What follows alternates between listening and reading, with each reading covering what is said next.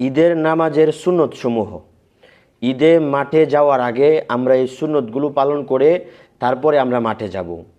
1 number, মিসওয়াক করা। আমরা মিসওয়াক করে তারপরে আমরা যাব।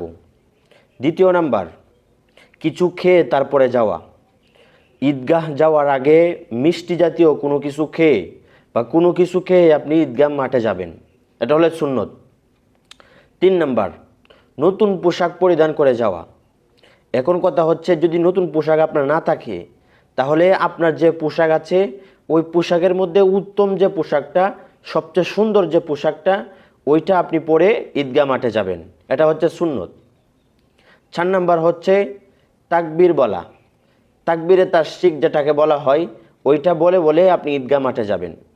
আল্লাহু আকবার, আল্লাহু আকবার, লা ইলাহা ইল্লাল্লাহু, আল্লাহু আকবার, আল্লাহু আকবার, ওয়ালিল্লাহিল হামদ, এটা বলে বলে ঈদগাহ মাঠে যাওয়া, এটা সুন্নত। 5 নাম্বার হচ্ছে রাস্তা পরিবর্তন করা। আপনি যে রাস্তা দিয়ে যাইতেছেন, আসার সময় অন্য রাস্তা দিয়ে আপনি আসবেন। এখন যদি রাস্তা একটা থাকে তাহলে আপনি এক পাশ দিয়ে যাবেন, অন্য পাশ দিয়ে আপনি আসবেন, এটা হচ্ছে সুন্নত। 6 নম্বর হচ্ছে হেঁটে হেঁটে যাওয়া।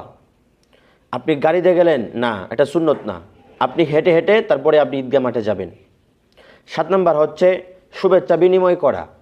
একজন ভাইয়ের সাথে আপনার দেখা হয়েছে, আপনি তাকে জিজ্ঞাসা করেন, সালাম দেন, মোয়াকানা করেন, এটা হচ্ছে সুন্নত। 8 নম্বর হচ্ছে খুতবা শোনা। ইমাম সাহেব যে খুতবা দিবে ঈদগাহ মাঠে, ওই খুতবাসমূহ আপনি শুনবেন, শ্রবণ করবেন,